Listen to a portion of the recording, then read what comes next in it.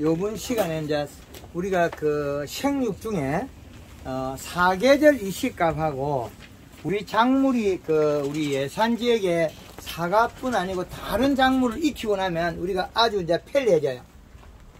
전종을 알아야만이 우리가 해석을 할 건데, 이 우리 농사라는 작물을 사과 따로, 배 따로, 단감 따로, 포도 따로 이 다 떼다 보니까 이 작물에 우리가 그 기준값이 없어져 버렸다는 거죠. 그래서 황금알농법에서 제가 전국을 돌면서 데이터를 내니까 이식값을 정확하게 찾아내는 꼭지점을 찾아내는 계절의 이식값. 어떻게 찾았냐면, 우리가 이런 그 사계절에 원을 그려서 이 축을 나누고 여름하고 이렇게 사계절을 나눴다. 그러면 이 사계절 속에다가 우리는 비료량을 합산하면 되더라. 그래서 이 사계절의 비료값을 합산하니까 이걸 그냥 이 기준에 제일 여름과 고온 저온으로 나눴다. 그러면 이렇게 나눠서 이 꼭지점에다가 비료를 환산하면 되더라는 거죠. 어떻게 환산했느냐? 겨울에는 이 시값이 올라가 되더라는 거죠. 얼마까지 되느냐? 측정기를 측정했을 때. 겨울에는 똑같은 동일한 작물 고추를 겨울에는 2.4를 이시를 줘도 돼. 하우스에서. 여름에는 1.5. 봄, 가을에는 1.8. 우리 사이마스키 어디에? 이거 온도가 더 높죠? 그래서 사이마스키 1.5로 하라는 거예요. 사이마스키 하우스는 바람이 안 불면 온도가 여름이에요. 그래서 1.5로 해라. 맥시만이 얼마냐? 플러스 0.3을 더할 수 있다. 여기에서 플러스에서 모든 종을 여백을 둔 거예요. 0.3이라는 여유로. 여기에서 플러스 0.3을 요걸 넘어가면 죽어요. 식물이 장애가 일어나요. 플러스 0.3 여기다 플러스 0.3 요렇게 완벽하게 만들어놨어요. 그런데 작물에 따라서 조금은 차이 납니다. 완벽한 이 틀을 만들어서, 자, 우리가 사과가 어떻게 재배되나요? 봄에 앞에 어떻게 되어 있냐? 2.0에서 1.5에서 어떻게? 1.0으로 되어 있죠. 1.5에서 1.5. 봄에서 재배돼서 가을에 수확하는데 가을에 이식값이 높으면 사과가 쪼개진다. 그런데 맥시만이 마지막에 1.5까지는 견딜 수 있다. 왜? 초기 연면 시비 때문에 횡과 종을 다 키워놨기 때문에 견딜 수 있다는 거예요. 후기 비대를 이식값 이렇게 하면 터져요. 황금알농법 안 하면 터져요. 그런데 황금알농법에서는 이 데이터를 다 부여하는 거죠. 자, 우리가 여기에서 주목해야 될 지점이 이 계절의 꼭지점은 온도예요. 온도. 우리가 예산에서 생강을 한다, 마늘을 한다. 그러면 비료를 얼마나 먹어야 돈이 되냐는 거죠. 마늘은 비료를 한 포를 먹고 소화를 시키면 100팽당 150kg 늘어나고, 감자는 350kg 늘어나고, 양파는 800kg가 늘어나더라. 평균치. 이보다 더 늘어났으면 더 줄지는 않더라. 그거는 잎의 옆면십에서 뿌리가 양이 늘어나서 비료를 먹고 소화시키면 되더라. 그래서 그 데이터 내는 거예요. 자, 비료값하고 식물 성장을 곡선을 그려보면 이렇게 되더라. 이거는 뭐냐면 이런 수치가 나와요. 자, 식물이 비료를 주면 성장을 하고, 이 비료를 늘리면 올라가면 5.0의 비료가 되면 식물은 정지를 하거나 사망을 하더라. 비료량을 늘리면. 그러면 비료량을 늘려갈 때 식물이 이렇게 자라는데, 비료값이 적을 때는 여기이고, 웃자를 쓸 때는 비료값이 여기고, 정확하게 자랐을 때는 여기고, 그리고 약간 넘어갈 시점이 여기에요. 이 세 가지. 그러면 여부에서 여름에는 여기 1.8이고 1.8이라는 거죠. 그런데 한계치 넘어가면 멈춰버려요. 이렇게 정확하게 만들어. 우리가 고추가 밭에 가니까 키가 크다, 마디가 늘어나고, 그거는 비료가 작아서 늘어진 거예요. 우리가 이때까지 고추가 키가 큰 거는 비료가 많아서 그랬다 그러죠.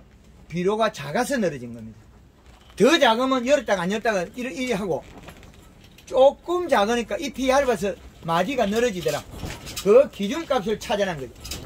이건 획기적인 방법이에요. 이 기준을 다 찾아놨는데 여기에다 환산하면 나와요.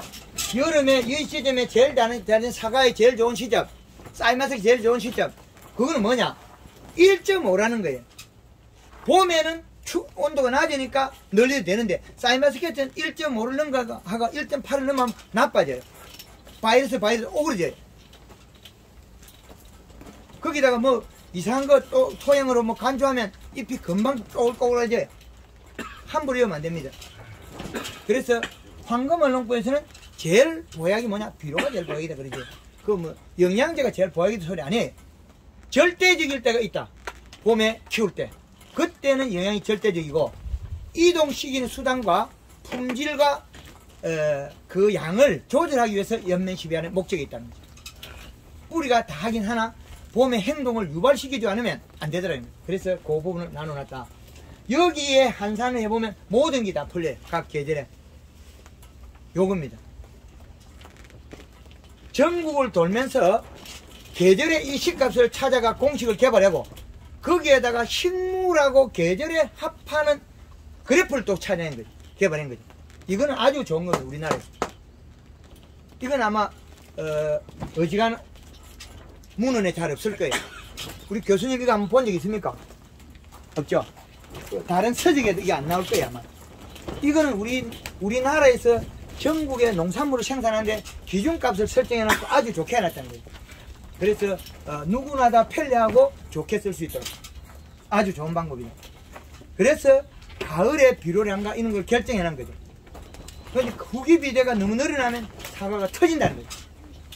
그걸 봄에 해야 되는 거죠. 작년에 우리가 사과가 안 좋았던 거는 이 부분에서 문제가 일어났어요. 사과가 계속 먹어버리고 과실이 땡기 먹을 때 이 시각 떨어졌다는 거죠. 언제까지 있나면 6월달 말까지는 가등 이상이 있었다는 거죠. 그죠? 언제? 7월달 넘어가서 후기 비대부터는. 그러면 우리가 여기가 12월, 여기가 3월, 6월 30일. 6월 30일 문제 있으면 없죠? 사과 좋았죠? 6월 30일 좋았어요. 언제 문제 있나? 7월 15일을 넘어가고 나서 문제가 있다는 거예요. 7월 15일. 후반기에. 우리나라의 계절의 이 시값을 나눌 때 1월 15일과 1월 15일에 최고 온도가 낮더라. 7월 15일에 최고 더위다. 요 기준점을 정해놓은 거죠. 그래서 7월 15일에 상반기와 후반기를 나누는 거죠. 그래서 우리가 문제 일어난 거는 7월달 넘어가서 일어났다는 거죠. 왜? 과실이 컸다. 그때는 더 많이 먹어야 될 경우에 비료가 없었다는 거죠. 그럼 우리가 문제점은 이제 왜 여기서 일어나냐? 비료를 겁을 냈다는 거죠. 나쁠 것이다. 비료가 제일 색을 잘 내는 우리가 영양소인데 토양의 무기물 원소인데 이 비료량이 적어서 사과색이 안 난 걸 마치 황금얼롱꽃 연면시배가 잎이 고실라져서 안 났다 그랬죠. 잎이 고실라진 거는 이동량이 늘어난 거예요. 가리가 들어가서. 그럼 가리가 들어가서 이동량을 늘리고 그 전에 잎이 두꺼워서 뿌리가 많기 때문에 순간적으로 비료를 너무 빨리 먹고 또 비에 의해서 비료가 용탈이 되고 풀이 비료를 먹어가 비료가 없어진 거예요. 이제 정확하죠? 이 부분은 우리 박수 한번 치시죠. 감사합니다. 네. 제일 보약이 뭡니까? 끝까지 하는 말이 요소가 보약이다. 요소 좀 좋았잖아요.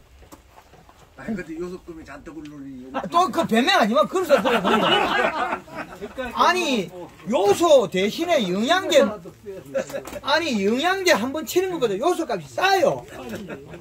말 되는 소리. 싼데 안 팔려요. 안 팔아요. 예?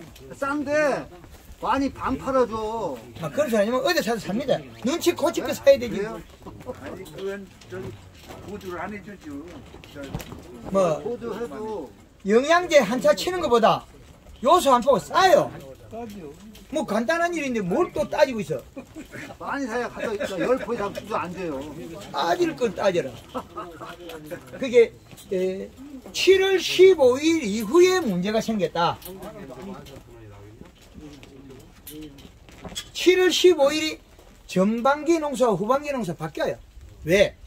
이 식물들은 우리나라에 있는 요놈들 다 알아요. 우리가 눈치가 없어서 잘 몰란 거지. 1월 15일이 최고 추운 대안이더라. 7월 15일이 대서라는 걸 이놈들 다 알아요. 우리가 문제된 건 여기서부터 발생한 거죠. 그전에는 후기에 영양을 많이 쓰기 위해서 잎을 키우고 살을 키우고 가지를 굵게 하고 뿌리를 뻗치고 다 했다는 거예요. 왜? 우리가 도와줬다는 거예요. 연면십에서. 그러면 이제는 비에 의해서 내려온 양손을 뿌리에 많이 땡겨 먹는데 뭐 있어야지. 있어야지 어떻게? 비가 오면 잎에 있는 걸 무조건 이동해요. 뿌리로. 잎이 얇으면 어떻게 해요? 떨어지잖아요. 그럼 또 어떻게 해요? 갈반 들었다가 농약방에서 농약만 짠뜩 치고 있잖아요. 그거 아니에요. 농약으로 잡을 수 있는 게 아니고 1차적으로 잎이 얇아서 떨어지는 거는 그건 갈반이 아니고 비로 요소 부족에서 떨어지는 거예요. 요소가 제일 고약이다. 여태까지 우리가 알던 상식을 한꺼번에 놓고 다 뒤집죠. 그래서 실질적으로 온 거는 결국엔 제가 뻥치는 소리 들으려면 요소를 알려고 온 거잖아요. 비료의 역할. 그리고 지금 똑같은 행동은 우리는 똑같습니다. 변화를 했을 때만이 변화가 오는 거지 우리가 과거의 행동이 바뀌지 않으면 내 소득이나 내 변화는 없습니다. 실패 다 하고 나면 성공합니다. 뭐 어려운 거 아니거든요. 저도 실패 다 하고 나서 여기 온 거니까 그 방법을 알려줘도 우리가 너무 거리가 좀 멀었기 때문에 이게 따라가다 여기서 멈춰버린 거예요. 연면십하고 따라가다가 비료의 양을 멈춰버린 거죠. 연면십이 했단 말이에요. 그런다고 이 결과가 비료가 없는 것이 끝까지 가느냐? 그렇지 않더라는 거죠. 비료가 제일 고약이다. 그래서 작물마다 여기 대입하면 됩니다. 이 공식은 아주 좋은 거니까 식물이 키가 크고 마디가 늘어진 거는 탄수화물 부족과 비료 부족에 의해서 잎 두께가 얇아서 햇볕을 더 보려고 모가지를 늘어뜨린 거다. 이제 이해되죠? 쑥이 돌틈의 담벼락에서 나올 때 마디가 늘어요. 나오고 나면 딱딱 마디가 좁아져요. 산에 있는 소나무들이 전부 키가 삐찍삐찍 커요. 그런데 소나무 한 폭 있으면 절대 키가 안 커요. 옆으로 커버려요. 햇볕 많이 보려고. 딱 벌려요. 키가 크면 부러지는데 왜 크겠어요? 산에 있는 들에 있는 나무들은 우리보다 더 똑똑하고 DNA가 몸에 더 많이 저장되어 있어요. 작물들이 키를 끄고 도장지가 크는 거는 봄순이 가늘어서 큰 거고 봄순이 가늘면 열매를 안 키우고 봄순이 가늘면 뿌리가 없어요. 이겁니다. 그래서 이런 핵심 속에서는 이 비료의 기준값이 있다. 이거는 어느 작물에도 응용해서 쓰면 됩니다. 이거는 요 안에 핵심을 가지고 식물이 성장하는 데 대입하면 됩니다. 계절에다가 대입하면 됩니다. 그래서 우리나라에 제일 좋게 쓸 수 있도록 제가 이렇게 개발해놨어요. 이게 기초 이론입니다. 식물 성장에 대한 비료에 의한 우리가 이식값에 대한 성장 이론이 이거예요. 사계절이죠. 한국말 놓고 4대 공식. 4가지 분류시키는. 네, 좋고 나쁜 그런 4가지를 분류시키면 25%의 차이가 날 뿐이에요. 그런데 3가지를 부르면 30% 차이 나면 내가 등급이 달라지면 기분이 너무 많이 나빠요. 1등, 2등, 3등이면 내가 기분이 나빠요. 4등까지 있으면 우리가 3등에도 꼴찌는 아니거든요. 그래서 4등급이라는 게 사계절도 있고 4등급으로 그걸 분류하니까 우리가 그 편폭이 좋더라. 그 다음에 여기에다가 합산해야 될 게 저기에 비료를 월별 주라 뭐 주라 캔 저거는 어디에 있냐면 땅의 토성에 있다. 토성. 이제 이건 비료 연면식 하는 거 안 해도 되겠지? 예. 가을에 골드 칼라에다가 설탕 500g 넣고 뭐 염화가리 있고 치우면 됩니다. 토성.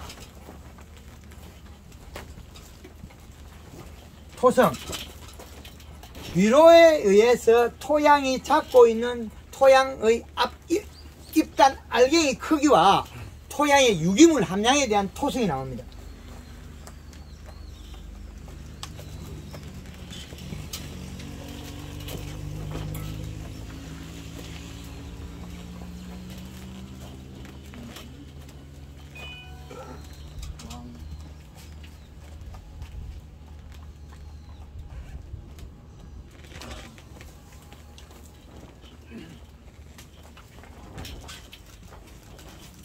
자, 토성에서 우리 예산이나 서산이나 당진이나 조타소리는 완전 점질이 아니고 중점질과 중사질 사이 여기라는 거죠. 요자인. 요 지점이기 때문에 우리가 아주 좋다는 거죠. 그게 맞죠? 예. 예. 우리는 복받은 땅이에요. 옆집에 사과농사 지금 내도 잘 지을 수 있어요. 뭐 높이가 뭐 200m, 300m 높은 사과밭이 없는데 뭐. 여기 최고 높이가 100m도 없을 건데요.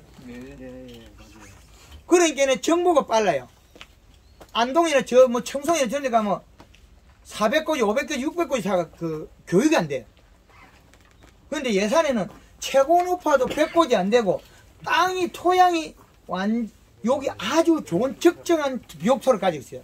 그래서 비료량을 성질 좋은 땅에 비료를 갖다가 아까 어떻게 했냐 우리가 30일에서 45일만 해라 그랬죠.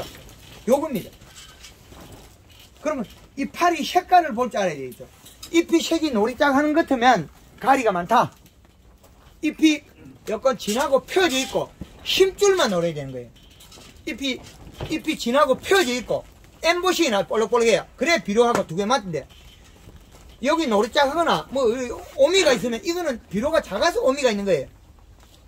연면십이 작아지고 딱딱하게 오미가 있어요. 그러나 이거는 비료가 작은 거예요. 연면십이 작아졌으면 저한테 돈 준 거예요.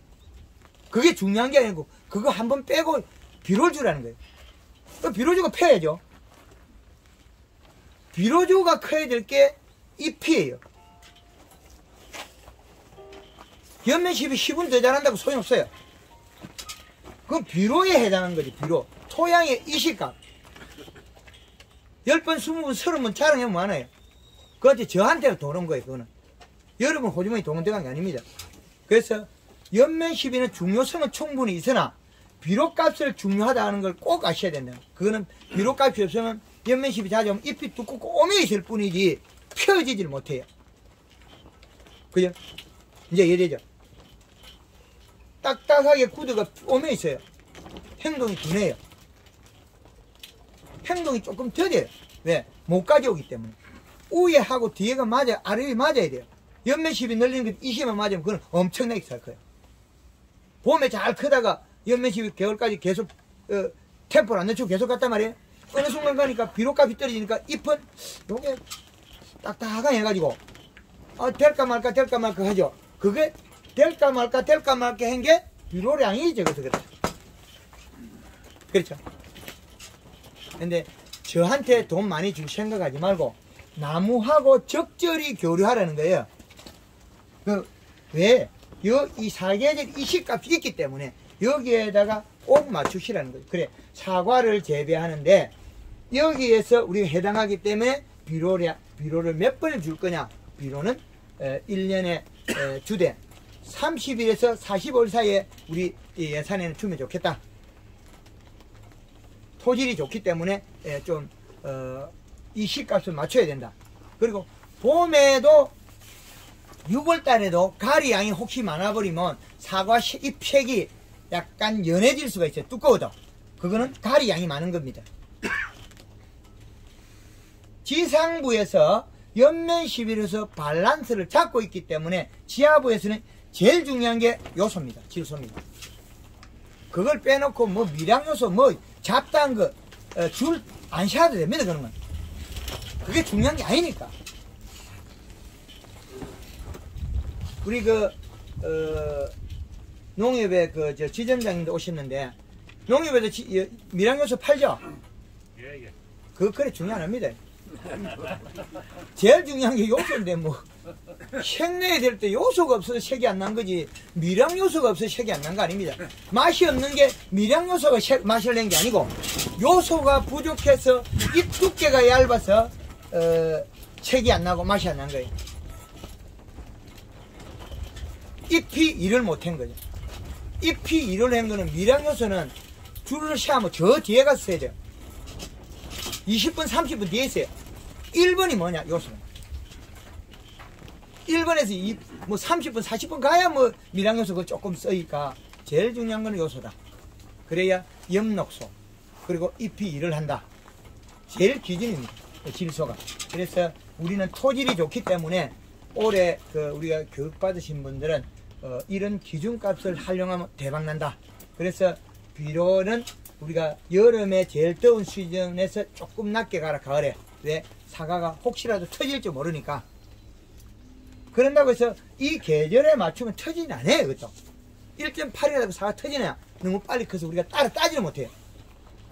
1.8을 맞춰버리면 수확을 따라 못합니다. 너무 빨리 크기 때문에 우리가 따라 못 따요. 1.5 정도까지는 사과 딸 거예요, 이 시값이. 근데 1.8이나 요때 가는 것 때문에 우리가 사과 따라 못 땁니다. 너무 빨리 익어요. 너무 빨리 익어버립니다. 그래서 가을에 사과가 단풍이 안 되는 거는, 잎 두께가 얇은 거는 비료량이 없어서 그렇고, 비료량이 없는 거는 가을에 단풍을 못 때려요. 체내장 축점은. 그런데 감사비료 주면 또 어떠냐? 감사비는 또 독약이. 묵고 소화시킬 기간 넘는데 잎이 떨어져 버리고, 얼어서 떨어져 버리고, 나중에 되면 잎 떨어지고 나도 잎에서 내려가는 양수는 몸으로 계속 내려 뿌리를 가요. 그 뿌리는 비료를 먹고 몸속에 소화되지 않는 영양소가 몸에 축적이 돼서, 그거는 비료가 몸에 축적이 돼버려서 겨울에 얼어 죽어요. 감사비료는 독약이에요. 그래서 하나하나 다 풀이해보면, 황금알 농법에서는 지금 전자에 있는 우리나라의 사과 재배법은 다 갈아엎었죠. 어떻습니까? 완전 반대죠. 예. 반대 이론이죠. 예. 그래서 지금의 우리가 알고 있던 이론을 하나하나 조목조목 다 뒤집었어요. 그래서 가을에 색이 안 나는 건 비료가 부족이다. 그래서 올해 제일 핵심적인 게 연면 12법은 이제 작년부터 해가지고 많이 배웠고, 올해는 제일 중점적인 게 우리 토양은 여기에 있고 비료값은 여기 있고, 그래서 이 기준값을 측정기에 맞춰서 어디까지 가야 되느냐, 봄에는 약 2.0에서 가을에는 최고 1.5를 맞추고 1.25, 1.0을 맞추고 1.0 이상 넘지 마라. 그래도 1.5는 괜찮다. 1.8이 되면 어떻게 되냐, 우리가 사과를 따라 따지 못해요. 너무 빨리 익어서 비워버리면 따라 따지면 터져요. 이제 이해되죠?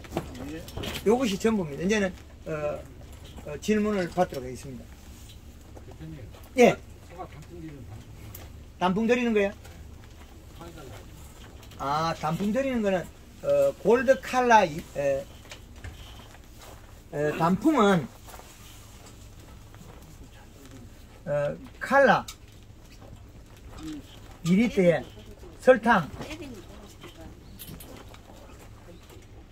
3kg, 가리 5kg에서 10kg 치는데, 가리가 5kg에서 10kg 치는데 질소가 없을 때는 가리 단풍이 다른데 잎이 고실해져 버려요. 가리 양이 늘어도 먹고 견디는 나무들은 뭐냐면 질소가 있어서 축적이 잘 되는데, 토양에 비료가 질소가 없는 것들은 잎이 고실해져 버려요. 잎이 바삭바삭 말라 들어가요. 예. 하기 전에 단풍 드리면 안 돼요? 됩니다. 1.8로 올리면 되는데 따라 못 딸 거예요. 사과 터져버려요. 따라 따기 전에 비가 와버리면 사과가 너무 빨리 익으면서 터져요. 한 개씩 한 개씩. 그래서 이 시값을 가을에 1.5가 아니고 1.5 이하 1.0으로 맞추라는 그거예요. 따도 안 터져야 되거든요. 비가 와버리면 우리가 우리가 사과 딸락한 비우고 사과 딸락한 비워버리면 이 시 1.8은 터져요. 기존에 했던 대로 그냥 칼라 2리터에다가 그 염화가리, 예. 염화가리랑 이내지 삭제로 그렇게 누가지고 이제 뭐 비운다든지 뭐 비우거나 하면 사과 색낼 때에 네, 생낼 때. 색낼 때 그렇게 염화가리를 요거는 단풍이고 사과 색을 낼 때 색을 낼 때는 그 칼라를 색을 내려 그러면 이시가 낮은 거는 칼라 낼 때 칼라를 2리터를 써야 되고 그렇지 않으면 1.5리터 쓰라 그러거든요. 이시가 낮아서 잎이 약간 고실라지는 것들은 칼라 2리터에 설탕 이시가 많이 낮은 거 갈반이 지금 이런 것들은 설탕 500에서 500g에서 1kg 그리고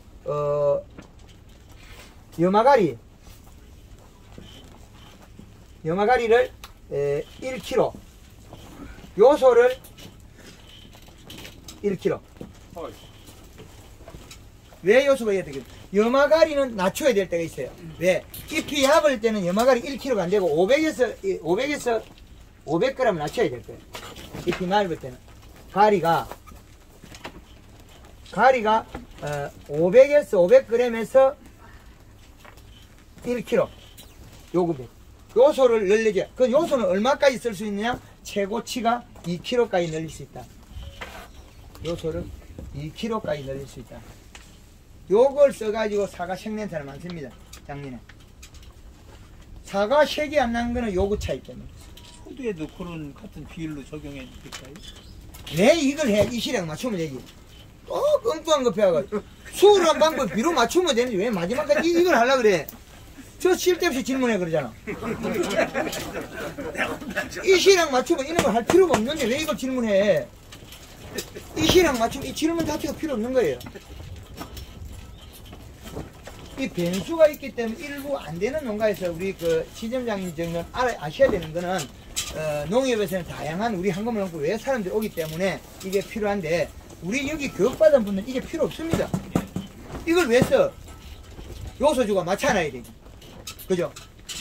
비료주가 맞춰놔야지. 이거는 안한 분들한테 마지막에 수단을 쓰는 거지 우리는 이거 쓰는 거 아니에요. 비료값을 맞춰놓으면 됩니다. 사과가 늦게 따는 거는 비료가 작아서 늦게 딴 거지 그것도 질소가 작아서 수확이 늦었다. 뭐 강원도에도 11월달 따고 있어요. 잎이 얇아서 일을 못하고 잎이 고실라지고 사과 아니고요. 그거는 이식값이 낮아서 그런 겁니다. 그거 다 질소 부족이에요. 또 다른 분 질문 있습니까? 예. 그리노그 칼라라는 거. 예. 성분이 주성분이 뭐래? 그렇죠. 밥줄이 돼서 이야기 안 하잖아요. 먹고 살라고. 그린은 성장용, 칼슘이 없습니다.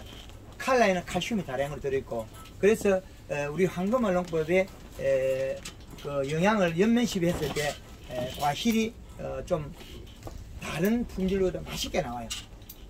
고구마를 해놔도 엄청 맛있고 다 맛있는 거예요. 그 원인은 그 속에 절대적인 배합량을 맞춰놓은 겁니다.